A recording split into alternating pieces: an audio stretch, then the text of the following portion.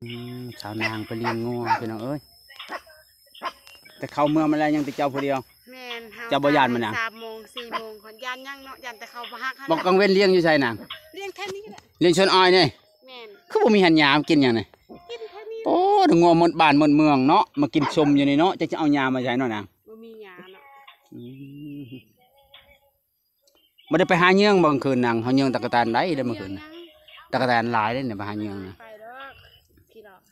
โอ้ยก็ไปกับโมเลยเนาะผู้บ่าวก็บ่รับสายทางเฟซได้นะเดียวอันจะปล่อยจะละเนาะโทรหาผู้บ่าวก็บ่รับสายตายทางไหนวะเราไปตายทางใดเบิดบ่ใช่นางอันนี้เรียกว่า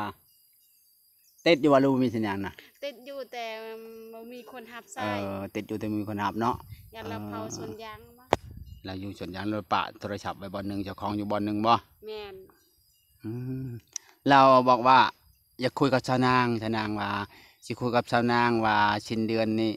อันนี้วันที่เท่าไหร่แล้วนี่สิ้นเดือนสิพันวันสิโอนเงินให้แล้วจะให้คอยหันชวนเจ้าไปเอาอยู่ซิโนอยู่ซิโนแล้วว่าให้จักแล้วให้เท่าไหร่ชาวนางแล้วว่า600,000บ่บ่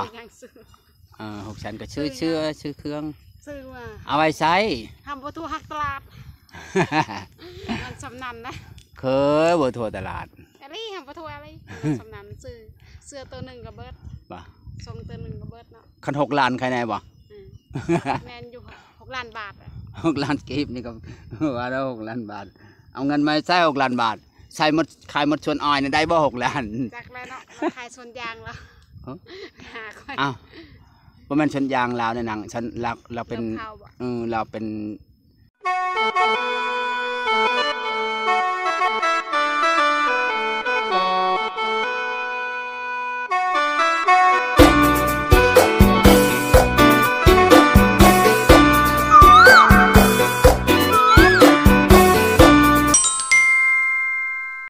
เราไปเลี้ยงงัว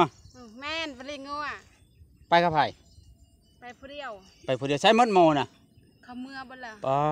สาวนางเป็นคนดุมันขยันดีได้เลี้ยงงัวพุ่นน่ะกินข้าวกับยังมื้อนี้ซั่นน่ะกินข้าวก็จำพริกบ่ได้มียังสิกินเลยบ่มีกินข้าวได้ดอกบ่ได้ซื้อยังมากินเลยบ่น้าปิ้งไก่เขาขายในบ้านน่ะป้าพุ่นน่ะงัวสาวนางงัวเจ้าทั่วมันแม่นหมดว่านี่หั่นน่ะแม่นป้าเบิ่งงัวสาวนางเต็มหมดเดินพี่น้องผู้เนาะอยู่ใต้กกบกใหญ่พี่น้องชาวนางเลี้ยงงัวอยู่ใต้กกบกใหญ่นัดผู้บ่าววะมีดอกบ่าวว่านึกว่านัดผู้บ่าวได้นัดไว้ใช่ไหมมันบ่มีเนาะบ่มีเป็นอะไรสดคือเก่าชาวนางนางใหม่เนี่ยชาวนางว่าสดคือเก่าพี่น้องสดคือเก่าเอ้าไม่ได้ดำแล้วบ้านาน่ะบ่มีน้ำเบิดอะไรน้ำยาละนะเอ้า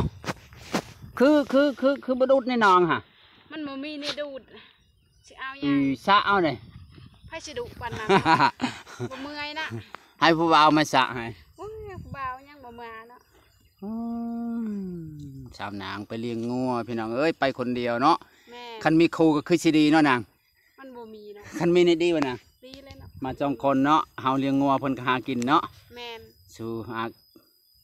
หากินเนาะแกงหน่อไม้ใช่ตอนเที่ยงก็ม่วนในแกงหน่อไม้เนาะนางแซ่บได้แกงหน่อไม้ตอนเที่ยงเลี้ยงงัวเนาะโดยชานางเป็นอะไรผู้บ่าวชนใจแห้งเลยได้ชนะลักคิดตัวเคยรู้อะไรได้เมื่อกี้นี้ก็โทรหาคอยอยู่นัดจะมีวะแบตจ้ะแบกบ่มีแบกเบิดแล้วแบตหมดวะตอนนี้แบกเบิดยังจัก%นะแพ้โทรหาเราดูจาก2 3 คำก็ได้นะคิดแดงเสร็จ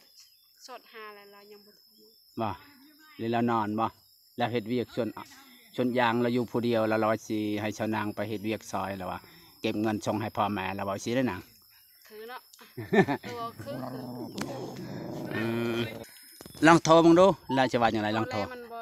ยังบ่ได้รับสายเนาะโทรบ่ติดโทรบ่ติดบ่โทรติดแต่บ่มีคนรับสายโทรอีดูโทรเฮิงได้ไหมเดี๋ยวนอนหลับฮะแล้วไปหาผู้สาวใหม่แล้วบ่ไปก็ไปเลยขนาดมันมีผู้เอาวะเนี่ยอันนั้นแหละคือเสียงเพลงเสียงเพลงโทรทางเบอร์ไม่ได้โทรทางเฟซ มันสิเบิด ชาวนางไปเลี้ยงงัวพี่น้องเอ้ยแต่เข้าเมืองมาแล้วยังติดเจ้าผู้เดียว แม่น เจ้าบ่ย้านมันน่ะ 3 โมง 4 โมงขอนยานยังเนาะยานแต่เขาบ่ฮักหั่น บอกกังเว้นเลี้ยงอยู่ใช่นาง เลี้ยงแค่นี้ก็ได้ เลี้ยงชนอ้อยนี่ แม่น คือบ่มีหันยามกินหยังนี่ กินแค่นี้ โอ้ถึงงัวหมดบ้านหมดเมืองเนาะมากินชมอยู่นี่เนาะจะเอายามาใช้เนาะนาง บ่มีหยาเนาะ บ่ได้ไปหาเยื่องบ่กลางคืนนางเฮาเยื่องตะกะแตนได้เด้อเมื่อคืนน่ะ ยัง ตะกะแตนหลายเด้เนี่ยไปหาเยื่องนะ ไปเด้อพี่ดอก โอ้ยก็ไปกับโมเลยเนาะผู้บ่าวก็บ่รับสายทางเฟซได้นะ กันเดียวอันจะปล่อยจะละ เนาะ โทรหาผู้บ่าวก็บ่รับสาย ตายทางไหนบ่ เราไปตายทางใดเบิด บ่ฉันนางอันนี้เรียกว่าเต็ดอยู่ว่าลูกมีสัญญาณน่ะ ติดอยู่แต่บ่มีคนรับ เอ สาย ติดอยู่แต่มีคนรับเนาะ อย่าเราเผาสวนยางมา เราอยู่สวนยางเราปะโทรศัพท์ไว้บ่อนหนึงเจ้าของอยู่บ่อนหนึงบ่ แม่น อืมเราบอกว่า อยากคุยกับชาวนางว่าสิคุยกับชาวนางว่าสิ้นเดือนนี้อันนี้วันที่เท่าไหร่แล้วนี่ สิ้นเดือนสิพังก่อน สิโอนเงินให้แล้วจะให้คอยหันชวนเจ้าไปเอา อยู่ซิโน อยู่เชโนแล้วว่าให้จักแล้วให้ใช้ตัวใดจ้ะนะแล้วว่า 6 600,000บ่ แม่น บ่ ซื้อยังซื้อ 600,000ก็ชื่อเครื่อง ซื้อมา เอาไว้ใช้ ทำประตูหักตลาดมันสำนันนะ เคยบ่ทั่วตลาด อะไรทำประตูอะไรสำนันซื้อเสื้อตัวหนึ่งกับเบิร์ด บ่ ทรงตัวหนึ่งกับเบิร์ดเนาะ คัน6ล้านใครแน่บ่ อืมแมนอยู่6 ล้านบาทอะ 6ล้านกีบนี่ก็ว่าแล้ว6ล้านบาท เอาเงินมาใช้6ล้านบาทใช้หมดขายหมดชวนอ้อยนี่ได้บ่6ล้าน จากแล้วเนาะมาขายสวนยางแล้ว เอ้า หาค่อย อ้าวบ่แม่นชนยางลาวในหนังฉันเราเป็น ริ่มข้าวบ่ เราเป็น